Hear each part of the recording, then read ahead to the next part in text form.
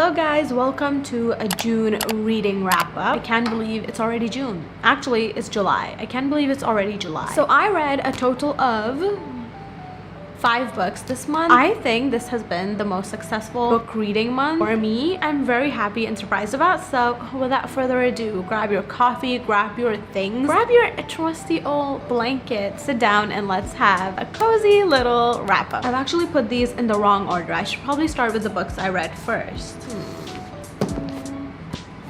So these are the books that I read first. Because this is a part of a series, I'll talk about them together. So I read The Ballad of Never After and A Curse for True Love, the second book, and this is the final book in the series. And do I have things to say? This one was an emotional wreck of a book. The times that I cried and the times that I gasped out loud is not even funny. So in this one, basically our main character Evangeline is torn between 2 villains and a terrifying spell has been cast on Evangeline. So she needs to work with these 2 villains to try and break free of this. And so that was what this was about. And this was the final one, in which is basically the most sweet ending of the villain and Evangeline of Jax. I have a thing for him. I can't help but fall in love with him for some reason. This book just solidified me loving him even more. And something that I especially love doing with books is when I read books and when I reach to a point where I'm like, oh my god, now I understand why that was on the cover. And then I read certain parts and I was like, oh my god, now I understand why this is here. I understand why this little small building is here, why this path is here, and why there are flowers over here. It was just so... it's just another experience. I really enjoy that. Oh, and especially the front cover as well, like having this heart and the things in the jars and everything.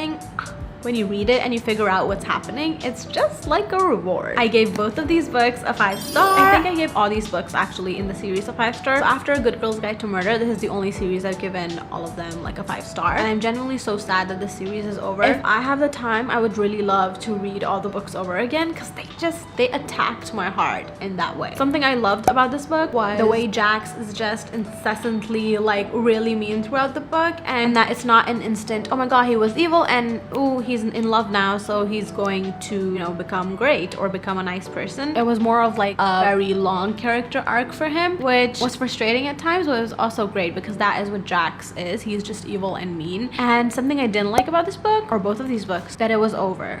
The next book that I read was Nora Goes Off Script, and this was a book I saw so many YouTubers read and just like, oh my god, this is such a great palate cleanser. It's a thin book, and can I tell you, I agree. I am a fan of this author now, is all I can say. This is basically a single mom who is a writer and she's making a movie off of her script.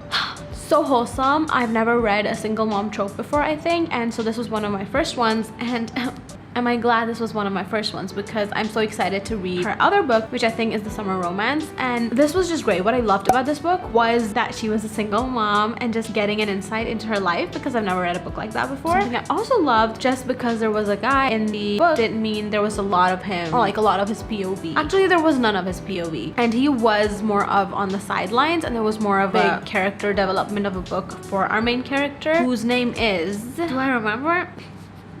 Stupid. It's Nora Goes Off Script. Her name is Nora. I love her relationship with her children and how even though she's old, she's still struggling with finding out how to do the things right with her children, how to have a relationship in her 40s, if she's 40. Hopefully she is. I don't know, why do I keep forgetting things? So that's what I loved about this book. Something I didn't like about this book, it's really hard for me. I don't know why I chose for this to be an option for me to involve in this wrap up. I think I didn't like Leo, the male character, too much because I personally was not attracted to him at all, or I just pictured a really old man for some reason. However, the way she was describing it and feeling the things she was feeling, I was like, okay, maybe not. Maybe I'm just going a bit too deep. Like on the cover, he looks really great, but I don't know why when I read it, I wasn't picturing a great guy. I thought he was actually quite mean for some reason, and I don't know, I didn't see that connection between them personally. So that's something I didn't like, but otherwise it was a great book, and I gave this book a 4-star. The next book I read was Just for the Summer, my first Abby Jimenez book, and let's just say this is another author I fell in love with.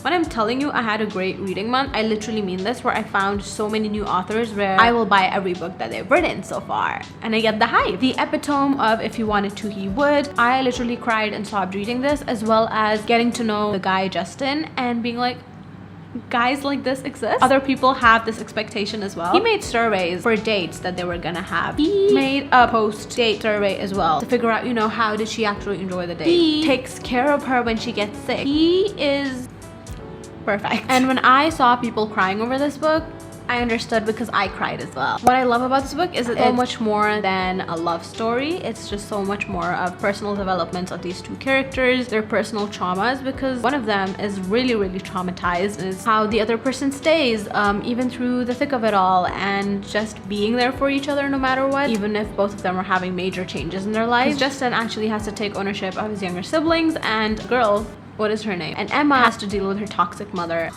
I love this book, gave this book a 5-star, and I can't wait to read more of her books because it was so good. And the last book that I read was Why Love.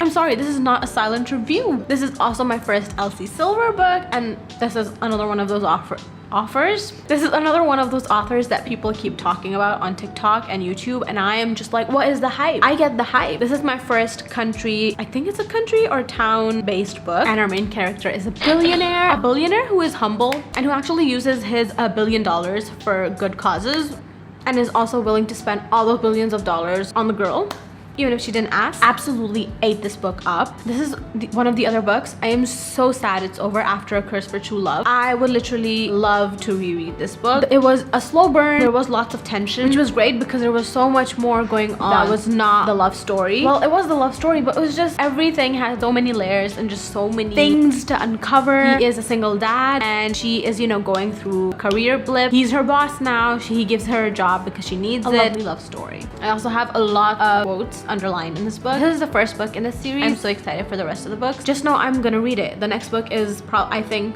Wild Eyes, and it's about the main character's brother, and he is also a single dad. So I'm gonna love the single dad trope. This is my first one. I read my first single mom trope in this. Read my first single dad. Oh, also, I'm sorry, I keep forgetting something I loved about this book.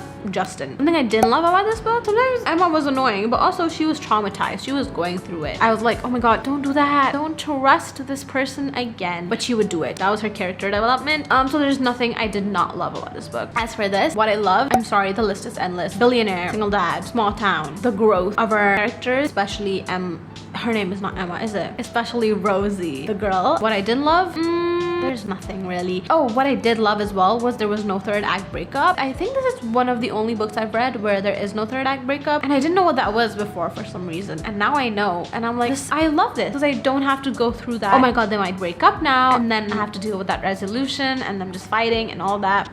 This didn't have it. They are in love with each other. It's pretty evident. It's just them going through it and experiencing things together. And what I didn't love about this, towards the end, I think when stuff happens, they're more open to each other about their feelings. Things just got a bit too spicy, just too quickly, too much. That was that. Otherwise, I loved it and gave it a 5-star. So how many 5 stars do we actually have? 1, 2, 3, and 4. 4 out of the 5 books that I read, I gave 5 stars, and this one I gave a 4-star just because that's how I felt. So that was a quick reading wrap up, and there are so many books, by the way, for this next month, July, that I'm so excited to read because I recently got lots of new books, and I'm filming so many exciting videos based on those books. It's just, you need to wait. Some videos involve my cats in it, so just saying, if you like cats, stay tuned. I hope you guys enjoyed this video. Let me know in the comments what books you read in the month of June and which one was your favorite. And make sure to follow me on all my social media. Subscribe, because if you like this video, you might as well subscribe, and it will make my day. Ew, I do not like making a heart like that. It will make my day. And yeah, I will see you guys in my next video.